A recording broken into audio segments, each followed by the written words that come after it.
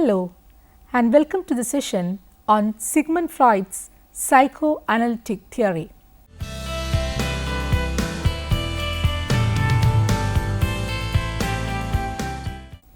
Introduction and structure of personality. All the theories in psychology that see human functioning based upon the interaction of drives and forces within the person fall under psychodynamic theory.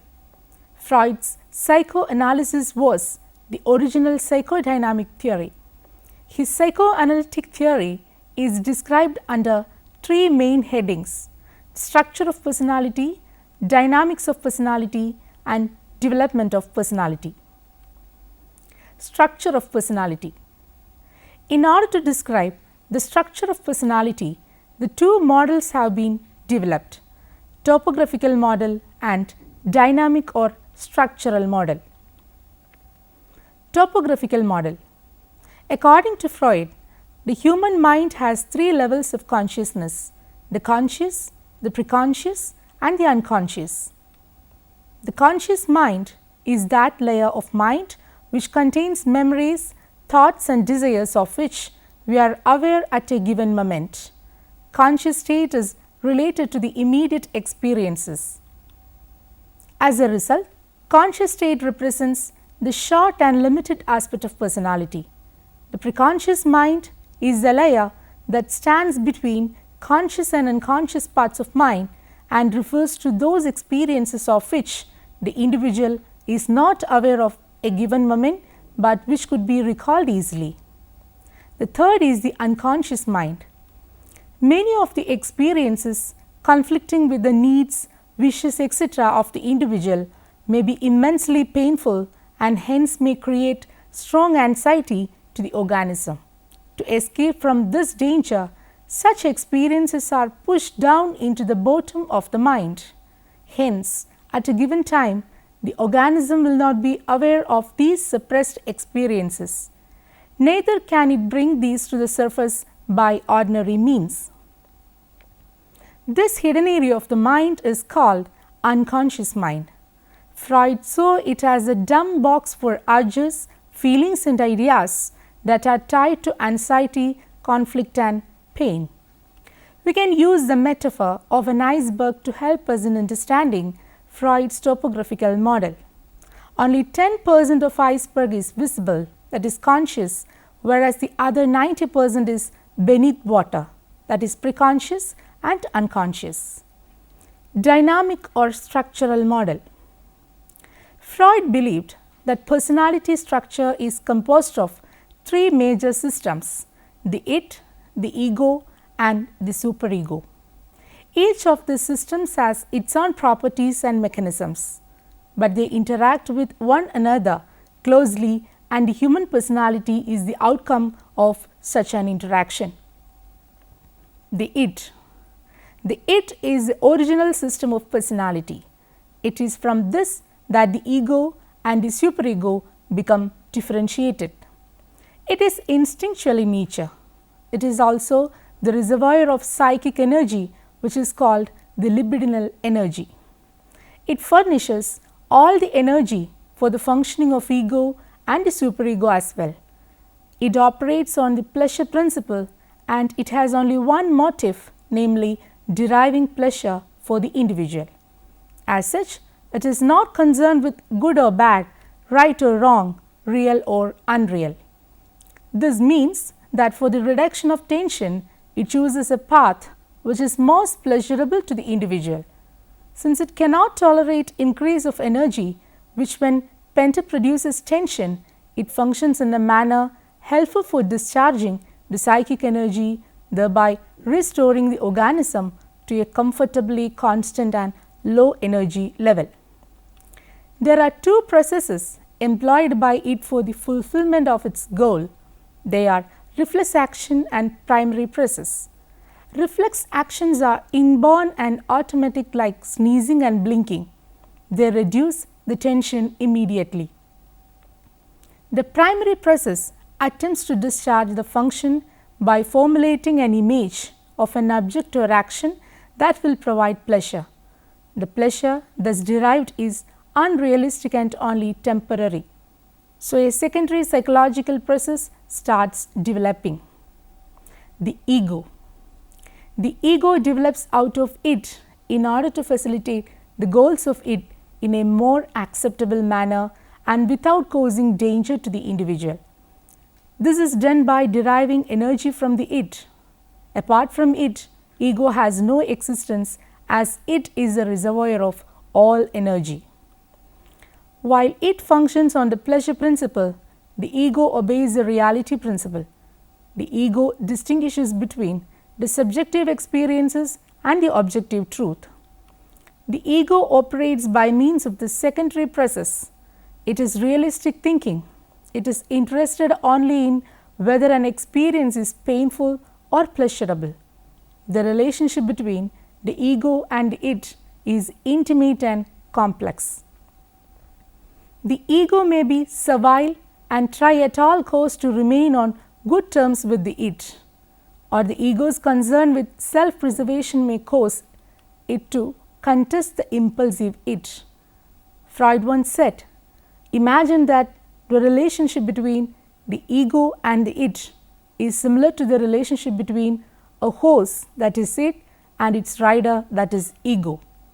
While the rider usually determines the direction of the horse, there are those times when it is the horse who leads the rider." Freud regards decisions about when to bridle its passions and bow before reality and when to side with them and take arms against the external world as the ego's highest function. The superego. According to psychoanalytic theory, infants have no sense of right and wrong. Recall that only the amoral id is present at birth.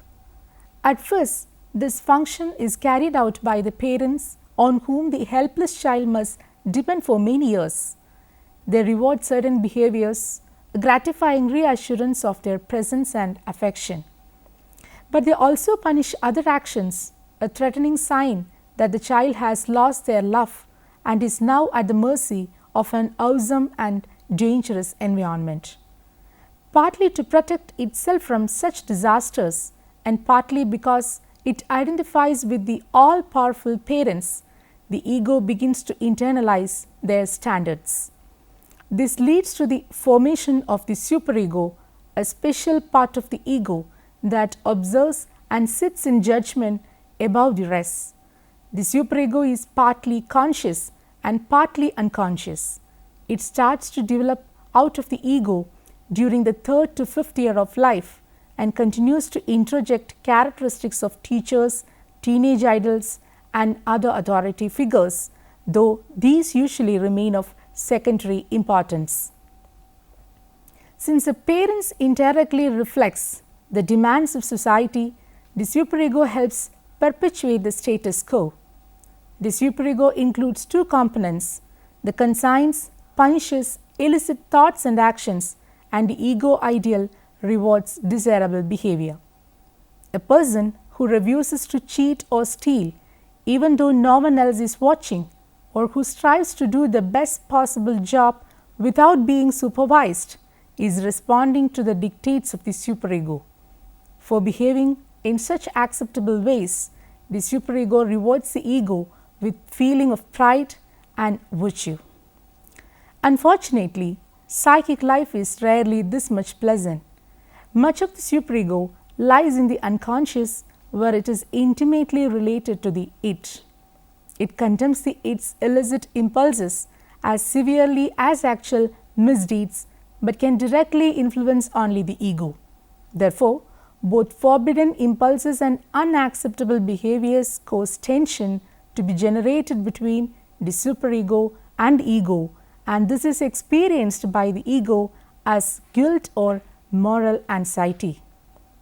Thus, Freudian theory regards the idea of a guilty conscience as a misnomer. Emotions occur only in the ego, so the conscience causes the ego to feel guilty. You feel guilty and anxious not only when you do something wrong, but also when you want to do something wrong, even if your illicit wishes beyond your awareness. Even though the ego may be unaware of the reasons for these unpleasant feelings, it is obliged to do something about them. It can obtain relief by substituting more acceptable thoughts or actions, or by resorting to defense mechanisms. It is possible for the superego to be underdeveloped, leaving the individual without effective inner guidelines. Children brought up without love do not introject proper standards, lack appropriate tension between the ego and superego, and have few qualms about aggressing against others. More often, however, the superego proves to be a harsh master and another potential source of danger. It may become so perfectionist and unrealistic that genuine achievements seem worthless. For example, a student who gives an excellent speech before a large group may feel little satisfaction because she made a few minor errors, or the superego may overstep its bounds and punish legitimate behavior. Dynamics of personality. Personality develops in response to four major sources of tension: physiological growth processes, frustrations, conflicts, and threats. As a direct consequence of increases in tension emanating from these sources, the person is forced to learn new methods of reducing tension. Identification and displacement are two methods by which the individual learns to resolve frustrations, conflicts, and anxieties. Identification. Identification may be defined as a method by which a person takes over the features of another person and makes them a corporate part of his or her own personality. One learns to reduce tension by modeling one's behavior after that of someone else. Freud preferred the term identification to the more familiar imitation. He felt that imitation denotes a kind of superficial and transient coping behavior, and he wanted a word that would convey the idea of a more or less permanent acquisition to personality. We choose as models those who seem to be more successful in gratifying their needs than we are. The child identifies with its parents. They appear to be omnipotent, at least during the years of early childhood. As children grow older, they find other people to identify with whose accomplishments are more in line with their current wishes. Most of this identification takes place unconsciously and not, as it may sound, with conscious intention. This emphasis upon unconscious modeling distinguishes Freud's identification from Bandura's observational learning. One usually selects and incorporates just those features that he or she believes will help achieve a desired goal. There is a good deal of trial and error in the identification process because one is usually not quite sure what it is about another person that accounts for their success. One may identify with animals, imaginary characters, institutions, abstract ideas, and inanimate objects, as well as with other human beings. Displacement. When an original object choice of an instinct is rendered inaccessible by external or internal barriers, a new cathexis is formed unless a strong repression occurs. If this new cathexis is also blocked, another displacement takes place, and so on, until an object is found that yields some relief for the pent-up tension. This object is then cathected until it loses its power to reduce tension, at which time another search for an appropriate goal object is constitute in such large measure the development of personality, the source and aim of the instinct remain constant. As a consequence of numerous displacements, a pool of undischarged tension accumulates that acts as permanent motivating force for behavior. The person is constantly seeking new and better ways of reducing tension. Defense mechanisms.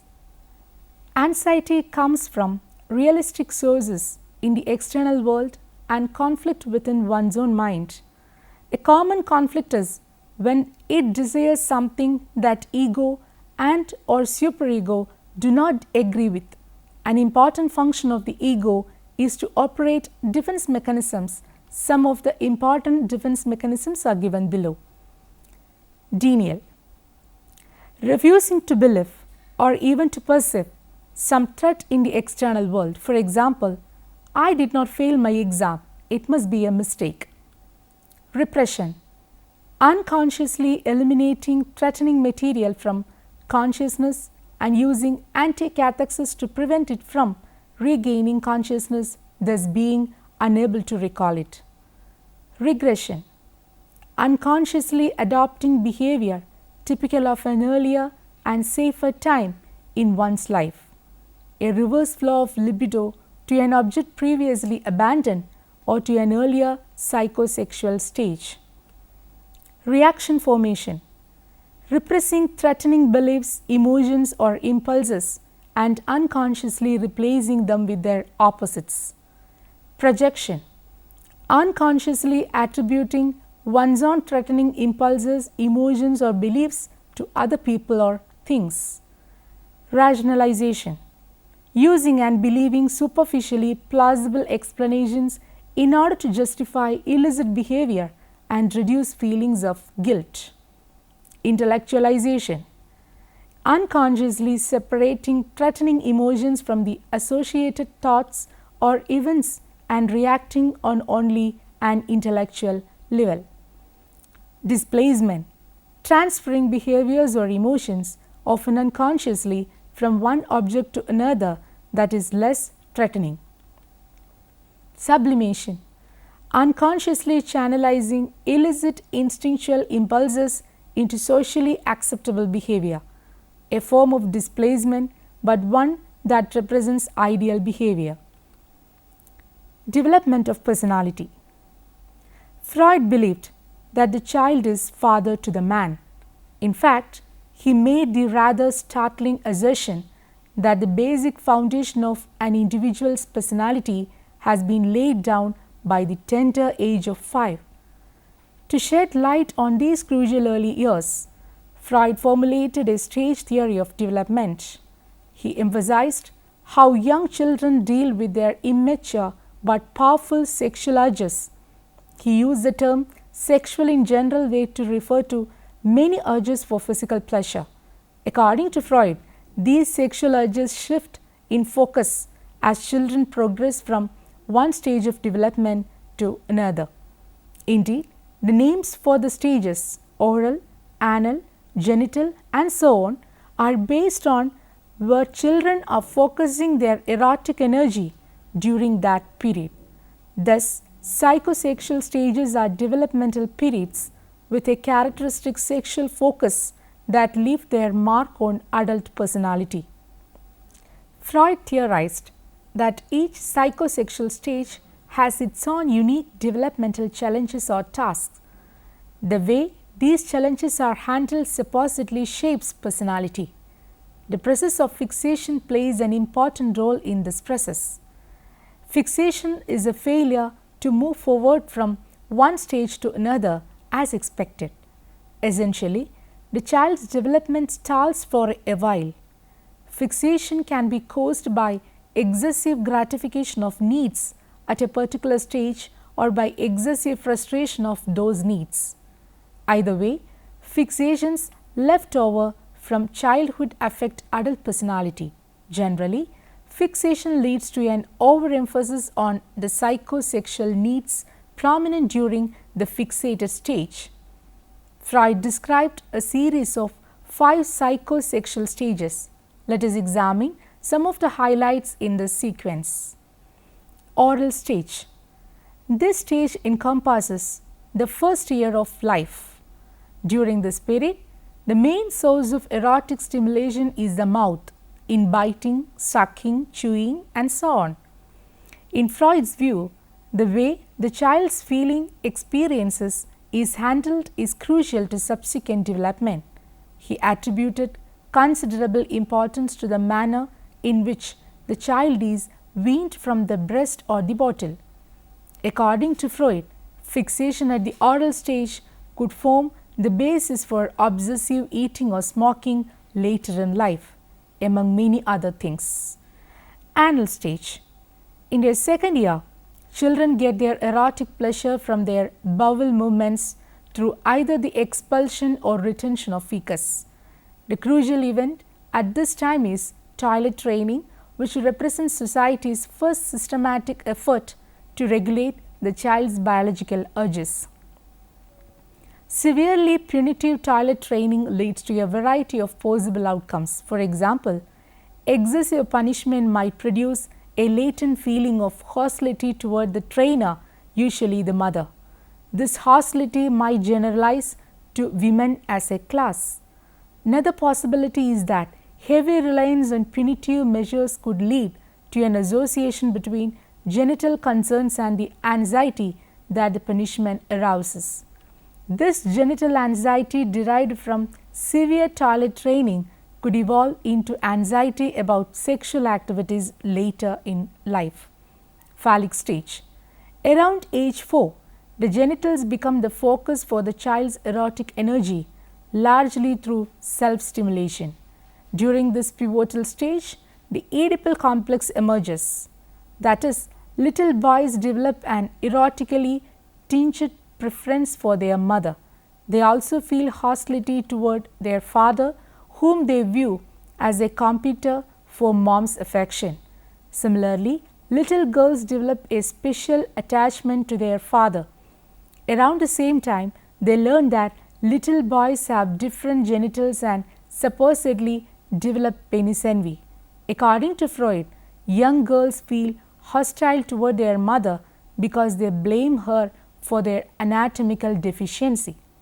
To summarize, in the Oedipal complex, children manifest erotically tinged desire for their opposite sex parent, accompanied by feeling of hostility toward their same sex parent. The name for this syndrome was taken from a tragic myth from ancient Greece. In the story, Oedipus was separated from his parents at birth. Not knowing the identity of his real parents, when he grew up he inadvertently killed his father and married his mother. According to Freud, the way parents and children deal with the sexual and aggressive conflicts inherent in the Oedipal complex is of paramount importance. The child has to resolve the Oedipal dilemma by purging the sexual longings for the opposite sex parent and by crushing the hostility felt toward the same sex parent. In Freud's view, healthy psychosexual development hinges on the resolution of the Oedipal conflict, because continued hostility toward the same sex parent may prevent the child from identifying adequately with that parent. Freudian theory predicts that without such identification, sex typing, conscience and many other aspects of the child's development won't progress as they should. Latency and genital stages. From around age 6 through puberty, the child's sexuality is largely suppressed. It becomes latent.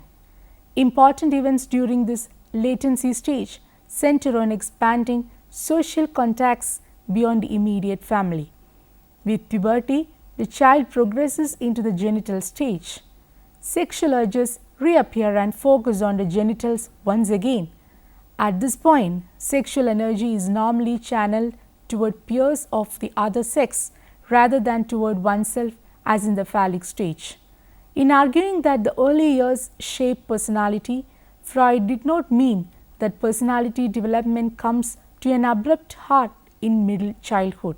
However, he did believe that the foundation for adult personality has been solidly entrenched by this time.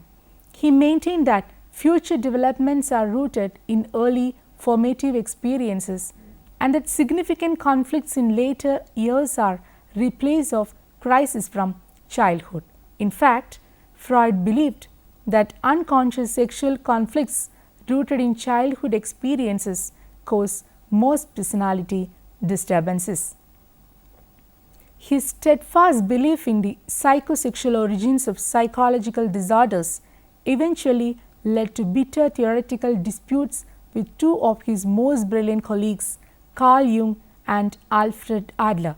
Jung and Adler both argued that Freud overemphasized sexuality. Freud rejected their ideas, and the other two theories felt compelled to go their own way, developing their own theories of personality. Let us summarize what we have discussed so far. This chapter provides a detailed analysis of Freud's psychoanalytic theory. This theory is described under three headings: structure of personality, dynamics of personality, and development of personality. In order to describe the structure of personality, two models, topographical and dynamic, have been developed by Freud. He conceived human mind in terms of three different levels of consciousness. Freud maintained that personality consists of three structures, namely it, ego, and superego. According to Freud, instincts are the ultimate cause of all behavior. In his theory, he describes defense mechanisms. Freud described human development as passing through different stages. They are oral stage, anal stage, phallic stage, latency stage, and genital stage. Now, you can try to answer the questions given here. What are the main features of Freud's psychoanalytic theory? Explain the structure of personality from psychoanalytic point of view. What are the stages of psychosexual development? What do you mean by defense mechanisms? How they tend to reduce anxiety? Discuss the major systems of personality structure. Hope that you may go through these books for reference. An Introduction of Theories of Personality by Evan R.B. Lawrence Elbaum Associate Publishers, London in 2003. Psychology, Themes and Variations by Wayton W. Wordsworth, Canada in 2007. Personality, 2nd edition, Lazarus, Angel Woodcliffe, Prentice Hall in the year 1971. Thank you for watching this program. We can meet again with another topic. Have a nice day.